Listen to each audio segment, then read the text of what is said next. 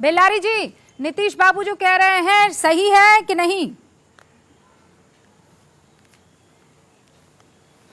देखिए, दरअसल है क्या कि नीतीश जी अभी जो भी कुछ बोलेंगे वो बहुत बड़ा खबर होगा, बहुत बड़ी खबर हो जाएगी।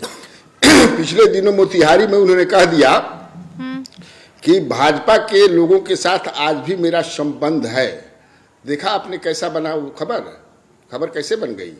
तो नीतीश कुमार जी जो भी कहेंगे वो खबर बनेगी। कैसे लगता है कि इन लोगों में झगड़ा होता है? क्या झगड़ा का क्या मतलब है?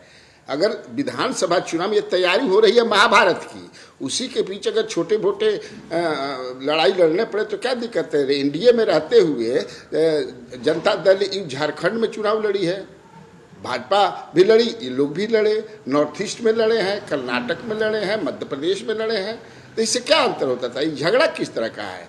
मैं बता दूं आपको क्लियर कट कि इन लोगों की बहुत आपस में बहुत अच्छा चल रहा है और लगातार बातें हो रही हैं फोन पर। अब कितना चीज़ हम बता दें अंदर की बात, बहुत सी बताना भी ठीक नहीं है, लेकिन कहीं से इन लोगों के बीच लड़ाई नहीं है।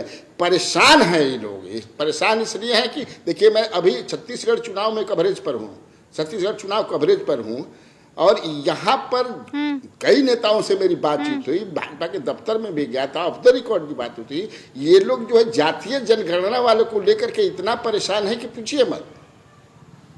तो अब जातीय जनगणना से परेशान है इसलिए कि नीतीश कुमार ने तो फेंक दिया है वहां से।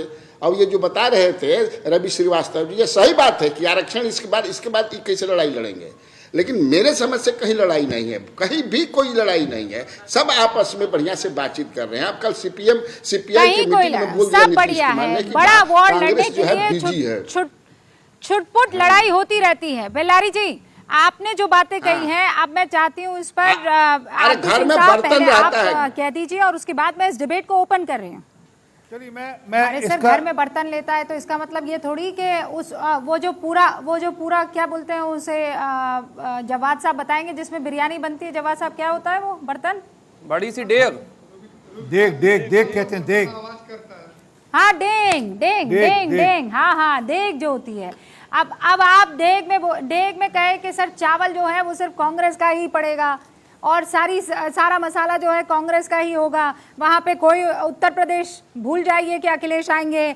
नीतीश बाबू कह रहे हैं कि हमें कोई पूछबे ना करी, जेडीयू का भी पता नहीं होगा। आम आदमी पार्टी कह रही है कि हमें भी जगह नहीं मिल रही है उस डेग में। नहीं, परेशानी की कोई बात नहीं है रूबिका जी। आपके टेलीविजन पे एक नई बात कहना जा रहा हूँ। अभी जो मैंने जातीय जनगणना की बात कही थी, आने वाले वक्त में एक वक्त में आप देखेंगे 2024 के चुनाव से पहले आरक्षण को लेकर के नीतीश कुमार हो सकता है ग्रैंड मास्टर स्ट्रोक मार दें और भारतीय जनता पार्टी जो है वो हेड विकेट होगी। और उसके बाद 2024 के अंदर जब इंडिया अलायंस मिलकर के चुनाव लगेगा तो उसके बाद भारतीय जनता पार्टी को हो सकता है 200 से सीटें जो है वो नीचे ही दिखाई दे रही है। महाराष्ट्र के अंदर डबल डिजिट नहीं क्रॉस होगी मरकज रहेंगे और मध्य प्रदेश के अंदर 29। आरपी सिंह साहब जवाब, मैं सबको अब 30 सेकंड दे रही हूँ सर। जी मैं ओके जवाब साहब, रूबिका 30 सेकंड। आरपी सिंह साहब, रूबिका मैं एक एग्जांपल देता हूँ, उससे आप बात समझ लेंगे।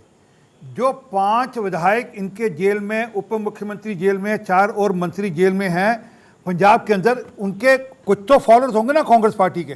आपको क्या लग रहा है कि जब ये कहेंगे गठबंधन हो गया वो आपस में गले मिल लेंगे सड़कों पे? क्या वो आपस में गोलियां ताक कर बैठे कि कब मौका मिलेगा हम गोली दाग देंगे? इतना गुस्सा है उनके वहाँ पे लोगों में, पंजाब के लोगों में। क्या आपको लगता है कि जिस प्रकार का अभी चिरकुटपन और अखिलेश विखलेश हुआ उसके बाद क्या गले मिल जाएंगे? याद नहीं है आपने कि जब बुआ भतीजा इकट्ठे लड़े थे और क्या हुआ था, नीचे क्या हुआ, बुआ के वोट ट्रांसफर नहीं हो पाए थे।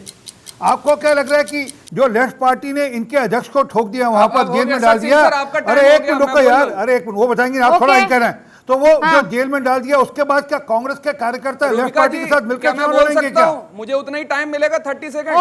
ओके जी, शुक्रिया। 30 सेकंड, हाँ 30 सेकंड हो गए। अरे वो टिक टिक मुझे नहीं सुनाई दी ना जवाद साहब। जी शुक्रिया। इतना भावुक हो रहे हैं। 2024 में तो सुनाई देगी। देखिए क्या है, अभी अकाली दल के साथ जब इनका गठबंधन था पंजाब के अंदर और किस तरीके से खत्म हुआ उसके ऊपर 2 अल्फाज नहीं बयान करे जाएंगे। उसके बाद महाराष्ट्र के अंदर किस तरीके से धोखा दिया उद्धव ठाकरे जी को, सर अब मैं नहीं बोला, उद्धव ठाकरे जी को किस तरीके से धोखा दिया, किस तरीके से उनकी सरकार गिराई, और उसके बाद अजीत पवार वो चक्की पीसिंग वाले थे उनको किस तरीके से इन्होंने ले लिया, उसके बाद मध्य प्रदेश के अंदर किसको जो है बहुमत मिला तो उसके बाद कैसे तोड़ मोड़ करके सरकार बना ली और ज्योति आदित्यनाथ सिंधिया जी को कहां ले लिया। आप आ जाइए उसके बाद बिहार के अंदर नीतीश कुमार ने इनको गड्ढा दे दिया, उस गड्ढे के अंदर भारतीय जनता पार्टी का रुत रुका हुआ और धीरे धीरे धंसता चला जा रहा है। तो वो बातें करें जो अपने ऊपर खुद अप्लाई कर सकें, दूसरों के गिरमान में झांकने से बेहतर यह है कि आप अपने गिरमान में पहले झांकें कि आपके अंदर कितने, और अभी आपको भी पता है जहां आप है छत्तीसगढ़ के अंदर तो विपक्ष है ही नहीं, बीजेपी है नहीं। सर आ गया 2024, मुझे टिक टिक सुनाई देने लगी, मुझे टिक टिक सुनाई देने लगी, अब रुक जाइए। अरुण, ये टिकटिकी बन जाएगी भारतीय जनता पार्टी की इस वक्त, ये टिकटिकी बनने वाली है भारतीय जनता पार्टी की जल्दी। फिर वापस उसी बात पर वो सिंह साहब उसका जवाब देंगे, लेकिन अभी अरुण राजभर जी आप देख रहे हैं आने वाले कल का इस वक्त चर्चा सिर्फ भिल्लारी जी ही नहीं, जवाद साहब भी कर रहे हैं और ये कह रहे हैं कि अभी रुकिए मास्टर स्ट्रोक आने को है, ग्रैंड मास्टर स्ट्रोक। देखा नहीं, INDI गठबंधन के साथी कह रहे हैं कि कांग्रेस बीजेपी की मदद कर रही है, कांग्रेस बीजेपी की सरकार बना रही है, उत्तर प्रदेश में कांग्रेस का कोई जनाधार नहीं है। बयान सुनते रहिए, जो गठबंधन के साथी हैं गले मिला लीजिए, लेकिन दिल मिलने वाला नहीं है, क्योंकि दिल में इतना दर्द भरा है कि वो दर्द बाहर आ जा रहा है। समय समय पर आप देखते जाइए कि देश की जनता, माननीय प्रधानमंत्री आदरणीय मोदी जी, माननीय ओम प्रकाश राजभर जी और देश की जनता विकास को पसंद कर रही है। भ्रष्टाचार के खिलाफ कल तक जो लड़ाई लड़ते थे, आज वो भ्रष्टाचार के साथ खड़े हैं। जो लोग कल तक अपराध के खिलाफ लड़ाई लड़ते थे, आज वो अपराधियों के साथ खड़े हैं। बताइए, सूप चले तो चले, छन्नी भी बोलने लगी जिसमें 72 छेद। सबसे ज्यादा सूप चले तो चले, छन्नी भी बोलने लगी जिसमें 72 छेद। अरे खुद का पता नहीं अभी, और अभी क्या योगी जी को माफ कर दिया, योगी जी ने माफ कर दिया। इनको पता है अपने बारे में यूपी में क्या होगा इनका, अरे यूपी में क्या होगा, देखिए यूपी में हमारा आप लोग मेरी बात सुनिए, मैं रायपुर में सुनिए, अच्छा सब सुनिए, सब सुनिए, सब सुनिए, सब सुनिए, मेरी बात सुनिए। मैं स्टूडियो से बाहर जरूर हूँ। अरुण जी एक सेकंड, अरुण जी एक सेकंड, जवाब साहब मैं आवाज बंद कर रही हूँ, आपकी आवाज बंद कर रही हूँ।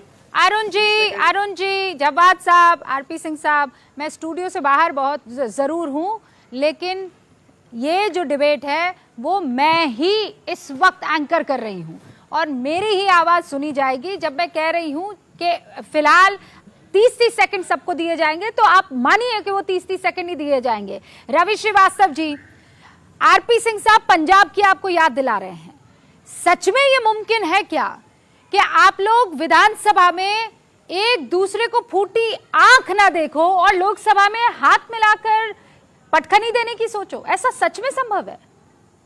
देखिए, बड़े आराम से होगा, कोई समस्या नहीं आएगी।